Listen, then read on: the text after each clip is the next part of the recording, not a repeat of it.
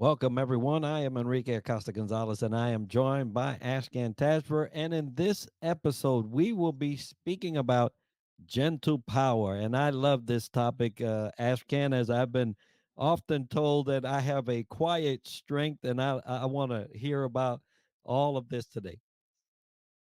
Sure, sure. Thank you. Hello, everyone, and hello, Enrique. Yeah, so this topic is actually very close to my heart. So often you see that what we talk about power. Now, power is a word that so there's this positive side to it, and or the positive end as it's being perceived by many, like being powerful, being empowered. At the same time, there's a massive literature around power with a kind of a negative connotation. So for example, like many postmodern philosophers like Michel Foucault or Jacques Derrida, or like even the contemporary philosophers and thinkers like Jean-Jacques. Uh, so they're quite like obsessed with the word power. Now, so therefore, we can simply say the word power is quite overloaded and bastardized. Like we don't know like what it means or what someone means when they're talking about power. Yeah. Now, um, but often I've experienced that overall, like while we acknowledge that it's bastardized and we don't know exactly what we're talking about when we use this term power. One of the common interpretations of this power discourse is power is this thing which is quite masculine, yeah, and it's like being rough and being tough and being strong like that, and rigorous, and so so basically we want to debunk that today. Yeah, we want to look into the power on a positive end. Yeah, so we're not necessarily going to talk about like this negative connotation associated with the word power, like particularly in the politics sense. Um, but but we want to focus on these different dimensions of the word power, or power from a positive perspective. Um, the one that is close to being capable. Yeah. So and we see that, like for example, there's a tradition behind being powerful, let's say in the corporate sense, that it's quite masculine. Now, when I say masculine and feminine, like especially these days, it's really hard to talk about these terms and what is traditionally considered masculine. Yeah, being rough and being tough and being um, overly, um, sometimes even aggressive, and so, and then you see that like in the new generations and the people that are not um, even share, the people that they don't share that kind of a history. Um, for example, women, they try to mimic. We see that a lot. Like they try to mimic that which it was known as being powerful. Now, so that needs to be a little bit deconstructed. So basically, what I'm trying to say is the power is being seen as this, like being strong, being tough, being rough, and everything. But there's this other side to it that we don't necessarily need to succumb to that interpretation of power. So so therefore, um, I thought that it's a good idea to talk about soft power or gentle power. See, if you look into the world of politics, let's say, so power often is being seen as this thing that, oh, you need to have the strong army, strong military bases, the best of the best of the weaponry, and and ballistic technologies, and even in terms of body language, there's lots of conversation, there's lots of There's a literature that, oh, like the strong leaders, they act this way, they walk this way, and they shake hand this ways, and there are some signals. And I mean, um, no, it shouldn't necessarily be like that. It's not like power is not just coming from your wealth, the gold that you have, and the army that you have. And so these are like more metaphors, yeah. Now, in organizations, the same. It's not like if you have the best of the best of technicians, talents. It's not all about if you have the best technologies, if you have tremendous amount of fund, disposable capitals that you can throw at all of these different things that you do. Evidently, we're seeing, like both in the realm of politics, in societal movements, as well as, and more particularly, like in organizations, we see that there are smaller fish in the tank that they manage to um, win the game without having all of those resources. Yeah. So, and a good example of that would be Zoom, the video conferencing startup. It was like in the beginning of the COVID-19, and then you see that all of these giant companies, like tech companies, like Microsoft with the Skype, with the background in the Skype, where you have like Meta or the Facebook that was trying to do something about it. That there are all these different technologies and giant companies, but then all of a sudden you see that a relatively small company, in comparison with them, is just winning the game. Um, I don't want to simplify that, oversimplify it, but at the end of the day, like it's just that the strategy that they're adopting, you know.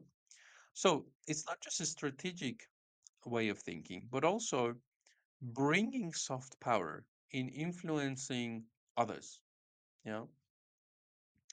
So yeah, so that's the area that I thought that we can focus a little bit on. But before I go further, like how does it land to you? When we're talking about soft power or um, um, gentle power, as opposed to how conventionally power is being seen. Yeah. So what do you have to say? Yeah, there's no doubt that if you ask the majority of the labor force what Mm, sort of power they would like displayed on a daily basis, they will probably vote soft power or gentle power any day mm, because as your previous comment alluded to, there are negative connotations to the word power or how power has been displayed or used in the past and even currently, right? So uh, there's just something about gentle power that brute force power will never do. And that is yeah. to leave a great imprint in someone's heart. Mm, That is the real power around gentle power. It really leaves a lasting impression on anyone that comes across it that you would love to see that either every time you encounter power or more often. So, great topic. yeah. Yeah. Sure. So for example, one of the terms that can come up is kindness. Kindness. Yeah. So kindness is being considered as a soft trait, as some people would like to put it. And so when we're being kind, like what is to be kind? Like how do you describe that? How does it land when I just say like being kind or kindness? I believe it's just having the thought that your efforts, that your actions should impact someone in a positive way. Being kind doesn't negate what you want out of the action, but it Yeah. definitely incorporates the feelings and perceptions and attitudes that others may have towards that Mm. action. So that's how I see it. Yeah. Yeah. So, so the conventional term um, opposite to kindness is like being mean. Yeah. So if someone is being mean, That's a kind of a casual term that is being used, like you're being kind or you're being mean. When you're being mean, in a sense, it's like you're being selfish. You're not being generous. You're not being compassionate. You don't convey care. You have your agenda, and you're selfish, and you just want to win without caring about a bigger picture. Yeah, you don't go beyond your time, the current time, and then you don't go beyond yourself. What I described in the being discourse is higher purpose quality. Now, when you're being kind, you the opposite. You're being magnanimous. You bring forgiveness. You go from compassion and presence perspective. You are present to the vulnerabilities of us human beings, including we make mistakes. And and with that understanding, then you approach and respond to matters. Yeah. So for example, like when you see certain mistakes being made within your team, due to that background of being kind, then you take certain things into consideration before you respond. And obviously, very likely you're not going to react, but you're going to respond. You're going to thoughtfully respond. But then, and that's something that often is being seen as one of the major characteristics of a leader, an effective leader. Um, you may be right in pinpointing some problem that you see in your team or in society or in, but the way that you're going to observe it, the way that you're going to articulate it to yourself, and then the way that you're going to then narrate it, you can do it in a intentionally harmful way, or you can do it in such a way that even if it may seem harsh, but it's coming from a good heart. So it's like you don't want to hurt that person who made the mistake, let's say, or did the wrong thing, whatever it is, as a leader. You don't want to hurt that person. What you want to do, you want to support that person to deal with the consequences of what they have done, which they may haven't had the ability or didn't care to actually conceive it or predict it before it happens. For example, they take something quite lightly that led to tremendous amount of damage. So you're not going to take revenge. You're not going to be mean in the sense that now that person needs to be humiliated, that person needs to be attacked. But actually, you want to bring their attention to the consequences which they fail to predict them by themselves. Now, here's the thing. So while there is tremendous amount of value in being kind, and actually it elevates your position as a leader, yeah, because see, eventually that person may realize that this was not appropriate move or appropriate decision or um but then you're going to be elevated in their mind, and you're going to buy more respect by responding in a kind manner. Now, but that's not always the case, by the way. So this is a very important point. Um, Sometimes the kindness can be perceived as weakness, and that happens a lot. Yeah. So um, and that's exactly where there's a very thin line when instead of being kind, you may fall from the cliff and become nice. So these are like very important distinctions. So you want to be a good person, but you don't want to be a nice person.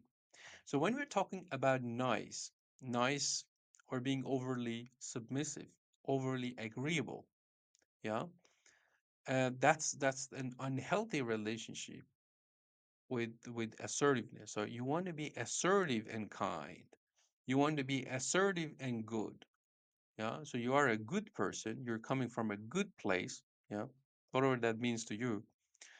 And you're not going with the intention of harming a person, but very assertively You want them to deal with the consequences of what they have done.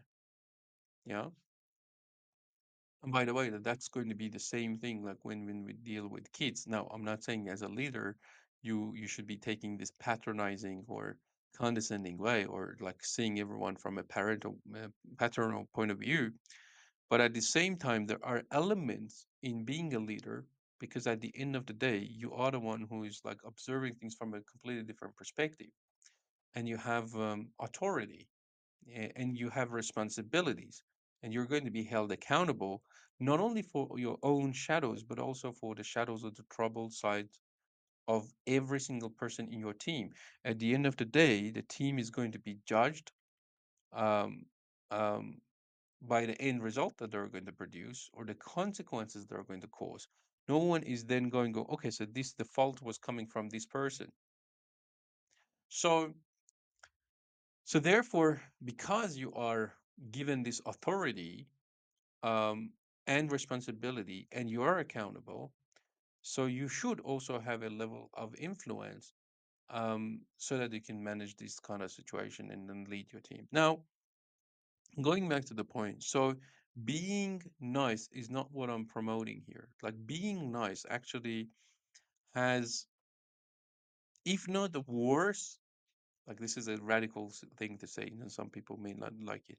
If it doesn't have worse consequences than being aggressive, um, it has equal, yeah, consequences. So often when we talk about like when the team building sessions, when we talk about, see, we don't embrace or we don't welcome any aggressive behavior here. And then sometimes when you ask like what kind of behavior they want, and then say nice behaviors, and no, like it's not like we don't want aggressive or behaviors or aggressive people. We don't also want nice people because so this niceness and this being overly submissive is actually there's this pattern of flipping all the time. So a person who is like not being assertive and keep the resentments and anger and disappointments and dissatisfactions and everything there, and then don't spit it out of their chest, they're going to keep um, aggregating that. And then at some point, when their capacity is full, when they're saturated and there's no room, it's going to flip. And often it flips very badly. You see it, and there are lots of movies, stories, and also in real life that we can see this pattern that the person who seemed to be very polite, overly submissive, very easygoing, and they avoid conflicts, they don't have any problem with anyone, yeah, you see that person is the one that when the time comes they can become the worst aggressive, you know so therefore it's not a virtue to be overly agreeable or overly submissive or being nice. So therefore I wanted to draw this line very clearly that when we're talking about kindness, being assertive and kind, that doesn't mean that we're promoting people being nice. Now, at the same time, I acknowledge that. See, we grew up in this culture that constantly we are being told from the get go to be nice, be a nice boy, be a nice girl, be nice to people, be nice. I mean, like this being nice is we are being indoctrinated into this being nice. And therefore, we see that when and many people in many cases we see that they're not accustomed to assertive behavior. Now two things: they're not accustomed to receive assertive behavior from others. Yeah, they may feel threatened, they may consider it rude when you're being assertive to them. It's very interesting when you're having assertive, straight, firm conversation with someone making your point, they may perceive it as aggression. And that happens a lot. And it's a very interesting thing. There's a very short tolerance at times, a very low measure or benchmark of being assertive. it can be perceived as being, see, for example, if you're expressing yourself and then you change the tone of your voice and you are raising your voice. That's aggressive. I mean, wait a moment. Like, what? Do you want me to talk in a monolithic way? Like, you just like, I need you to soften my voice and everything. So that is not being, oh, of course, like if you're shouting and if you are screaming and like that's a completely different sorry, but where the line is exactly, what tone is accepted, where still we are in the realm of being assertive, and when it like moves to the realm of being aggressive. This is like there is lots of ambiguity around this. Yeah, there's a lot of ambiguity there. Now, I'm not going to solve all of these problems like in this conversation. Like we don't want to even go what are the signs of aggression, what are the signs of aggressive. But my point here is like in the context of discussing gentle power, kindness, like one of the keyword came up, and then we talked about assertiveness, and then we said that kindness is not being nice or overly submissive. But then I'm bringing our attention to this very thing that there's a very very thin line between what how something can be perceived as assertive and something the same thing can be perceived as aggressive, and it's a very blurry area like this. There's lots of ambiguity around it. Yeah. Now, not only that, when you are being assertive, you are risking, you're going to risk being perceived as aggressive, but also when you're encouraging others to be assertive in your team, like in our team building things or in the coaching sessions and everything, all of these things that we do, often you see that there is a period of time that this person goes, you know what? Yes, you're right, Ashka.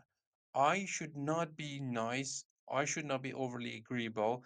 That did cost me so much in my life and everything. You know what? I'm all with you. I want to be assertive. But then you see that in practice, they go out there and many of the behaviors that actually are manifesting, they think they are being assertive, they're actually being aggressive or being passive aggressive. They think that they're standing the ground, they're being resolute, they're defending their position and everything.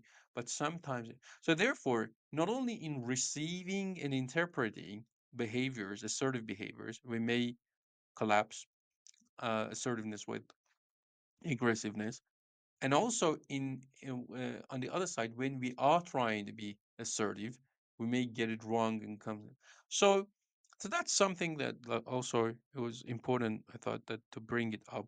Yeah. So anything so far would you would like to contribute? Yeah, no, that great conversation there and points. Yeah, I was thinking about just the basic definition of kindness. It involves being considerate, right? Considering, right? And nice doesn't have considerate in it. It says pleasant, agreeable, satisfactory. I mean, so there's definitely, just by mere definition, two distinct different words.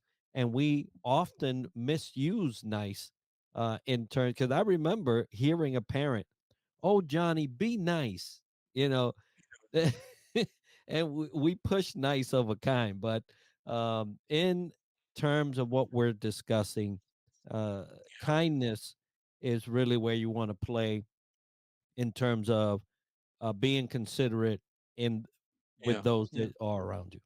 yes, yes, yeah, yeah, I understand what you mean. And see, that's the thing, like um so let's say for example, like if you look into parenting, yeah. So there are times that the kids, because they don't have a, an authentic conception of like different things in the world, they're going to see the lollipop. It's a good thing. It's a pleasant thing. It's just sugar and sweet, and they're enjoying it. They want to drink um, like Coke and etc. etc.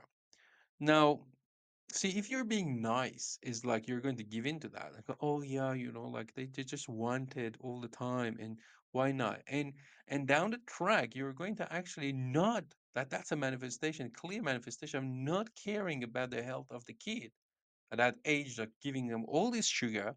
Yeah, that's very unhealthy, and the science around it is extremely clear. Yeah. Now, But then if you are being um, aggressive, like in your behavior, like when they want it, you're going to, you know, um, shout at them. You're going to make them cry by just refusal. Say, no, you're not going to get this. This is the last time I'm talking to you. Da da da da, da, and then you keep going. Yeah. But then when you're being assertive in a consistent manner, you're going to create certain boundaries. Even the word boundary is not like the right word, I think here. You're going to, even like if they're like they're dealing with a 3-year old, you're going to gradually try to explain to them why that is. Yeah. And you're going to say, okay, so you can have this a little bit of that, but then too much of it is going to lead to this, and then they still may cry.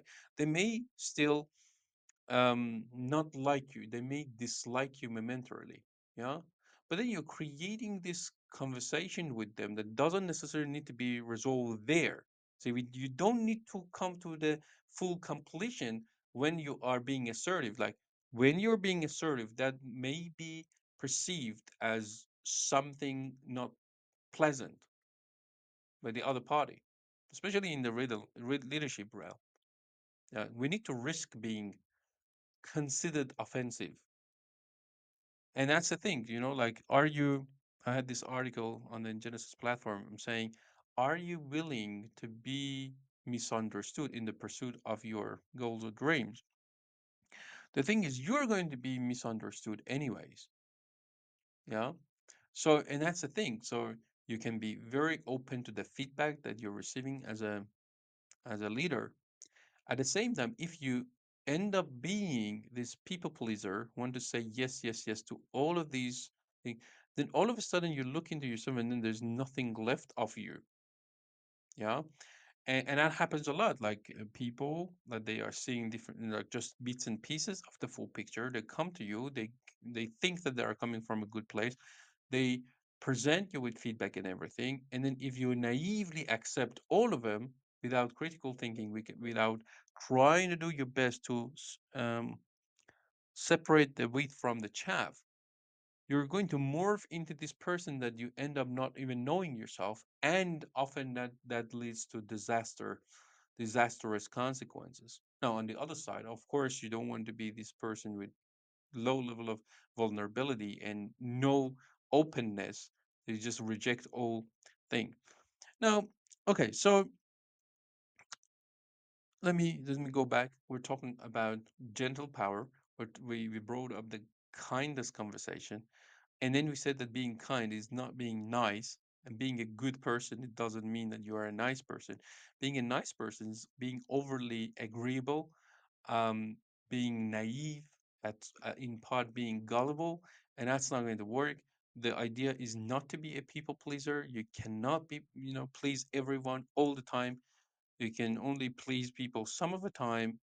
Some of the people some of the time. That's a thing that once Steve Jobs said on the stage, like when this gentleman was harshly criticizing him. So, and then you being able to be with that. Yeah, being able to be with that. Now, the idea is at the end of the day, bringing compassion, bringing forgiveness, bringing care in general. And all of these things that often are related, referred to as soft traits. I mean, in a kind of a looking down on these things as if they're not. No, these are not just altruistic um, characteristics. These are actually, there is a massive level of practicality associated with these things. See, if you don't have compassion, you don't have market. What does that mean? As a business, like if you fail to deeply understand and care for the burning pain of a group of people, let's call it market, you fail to identify the opportunities. You need to identify and validate the burning pain of a group of people so that then you can go in and work with your team and putting your all what you can so that you come up with a solution that it may be appealing to that market. There's no other way that you can basically um, legitimately make money or generate revenue and profitability. Like you need to start from there. So therefore, as you can see in this example, compassion as a soft power and soft trait, as they want to call it, has practicality. It's not just like being altruistic. Or forgiveness is another one. Like there's another piece of like thing that it can be considered a soft trait or soft power.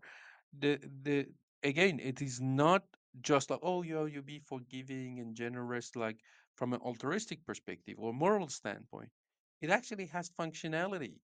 You're going to make heaps of mistakes yourself as a leader. If you're not making enough mistakes, you're not doing enough, perhaps. Yeah. So the thing is, you're going to make mistakes. You have your shadows and trouble side. Your team and the people that you work with, they have their shadow parts and trouble sides. You're also going to make mistakes. If your team is large enough and the number of things being done is large enough,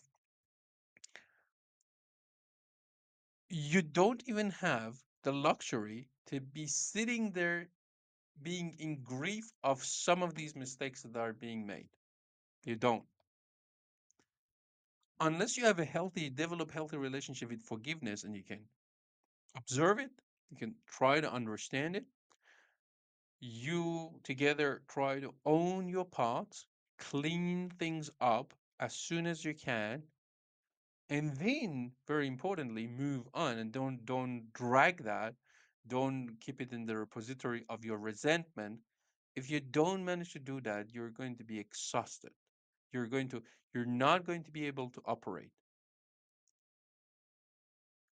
So these are just some few examples. These are some examples, Enrique, that when we're talking about gentle power, we're talking about some of these traits of some of these characteristics. They have massive functionality. It's not optional or desirable.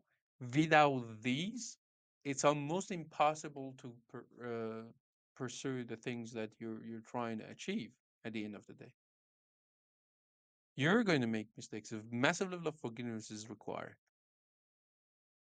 You can't keep going without grace, with carrying resentment. It just doesn't work.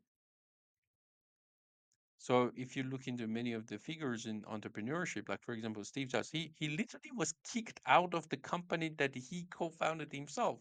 Like, what kind of a pain is going to be bigger than that? So you're going to be dealing with misjudgment. You're going to be dealing with harsh criticism. You're going to be dealing with like situations like you're being kicked out of the company that you started and you cared so much about it. So you're going to be dealing with all of these things. Yeah. And the way to go about it, like no amount of money sometimes can fix any of these problems. Like hard power as opposed to soft power, yeah? You're not going to fix all these problems with money, with capital. It's not like, okay, so this is brilliant idea and everything, and you go there and throw money at it, and like how much of a money, like there's statistics around it. The amount of capital, monetary capital that VCs, investors, even the grand departments of different countries, yeah, that pay the taxpayers money to these entrepreneurs to build businesses and so that they can grow the economy and everything. So there's so much wastage there, and a big part of it is coming from this mentality that, okay, like this is a brilliant idea, these are the right people, let's go throw monetary capital in them, inject capital, and it's going to work out. And the stats shows that no, it doesn't. So, long the story short, yeah. So, I'm not saying that it's not important to actually equip yourself with the right tools, with the right people, etc., and be gather the resources that you need and be resourceful. There's no doubt that those are important, but equally as important to focus on what we refer to as soft power um or gentle power, yeah, in your leadership, in your organization. And you can scale this thing up to politics and societal matters. And there's tremendous number of evidences and examples throughout the history. So anything you would like to say, Enrique, in this to this? Yeah, there's a quote by Saint Francis de Sales, Yeah, and it says, "Nothing is so strong as gentleness, nothing so gentle as real strength." And yeah, leaders, those that are managing people, those in mm, corporations and organizations, those leading from the executive suite, have an opportunity to make a real impact in their company and in their people. And that impact in a positive manner will come from that soft, gentle mm, kindness, things that we've been talking about yeah, in this episode. And, you know, gentle power is one of the most powerful things you can wield. So consider it mm, for yourself in your personal life and consider it in your professional life. yeah, yeah. Thank you, Enrique. You see, like, so the whole point was like, like the moment that we say power, like this, like rough and tough, and this kind of a picture comes to mind. But when something is flexible, like a branch of a tree, like you can easily break them, yeah. Or for example, a sponge is powerful in a from a certain perspective, because like you punch into the sponge and nothing is going to happen to it, yeah. So therefore, like, I just wanted, like, from my perspective, I just wanted to bring our attention to this multifaceted nature of power. So power is not just like one thing. Yeah, power is not money. Power is not knowledge. Power is not only this and that. Power is a cluster word, and it's very context based. Yeah. So that's basically what I wanted to bring our attention to. So I hope that this conversation leads us to not necessarily want to mimic each other, and truly be authentic, be congruent with what we know ourselves to be. And I'm not saying it in a shallow way, because that's a hell of a thing to say, because self-awareness is a big one. And we are susceptible to delusion and misinterpreting our own self, our own however we shape our identity. So I'm not saying that you have the full access to even who and how you are. Um, so it's not like it's super clear to you who you are. Like we are in investigation and exploration in our life, and our conception of ourselves, our self-image is constantly evolving. Yeah, it's not like there's this fixated self that you have full access to it, and therefore like your only job is like to manifest that. No, that's not. That's a kind of a sentimental way to go about it. Like if you want to be realistic, no, like to understand oneself is a big deal, and it's a lifelong journey, and it's not a fixated thing that like it's a one-off project. It's continuous and it evolves. But at the end of the day, yeah. So not fundamentally wanting to be copycats of each other, and actually truly tapping into this distinct, unique being that we are. And I say this to not only to us as individuals, but also as groups of people. And see, for example, like we see a lot, like when it comes to the conversation of women in leadership, et cetera, these days. And then I see many women, they try to mimic or reciprocate the way that men are in leadership. I mean, and I don't want to make it about like masculine, feminine, or something like this necessarily. There are certain trends that historically have been created that, okay, so this is the way to conduct yourself in a corporate board. This is the way that you dress. This is the way that you talk. This is the way that you fight or compete. Now, to succumb to that, especially like the some part of it is actually positive and constructive and it works, but then a certain part of it that it may have office politics and gossip and like the things that we all know that they don't serve. Now, so like having women now playing more role in leadership positions, um And this is just an example, yeah. So you don't necessarily mimic all those misbehaviors that are quite established, that are traditionally considered masculine. As I said, like their power is multifaceted. So you can bring that nurturing element, that kind element, that those soft power, those things that we discuss as soft power. I think, for example, women, they in part they have quite advantage, um, tangible advantages in these areas over um, you know men. Like, well, there are always exceptions, but that's how I see it.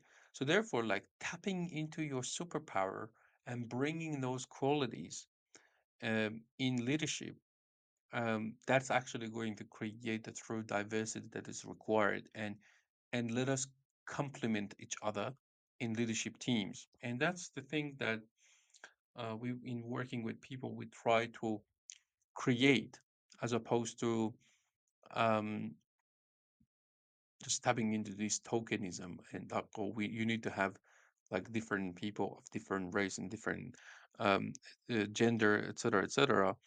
Um, but on a superficial level, while actually what is required is like to bring these deep qualities that you may see more often in certain groups of people, or so certain things in men and women, etc., etc., trans historically. Yeah. So there's room for all of these qualities to complement each other and provide that more comprehensive leadership that is required. Yeah. So I hope that our audience enjoyed this conversation today around gentle power. Any final thing you would like to say, Enrique, before we wrap it up? No, just consider how you can employ it into your personal life and professional life. It's very powerful, very impactful, and your people will thank you for it. Yeah, thank you. Thank you very much, everyone. Thank you very much, Enrique.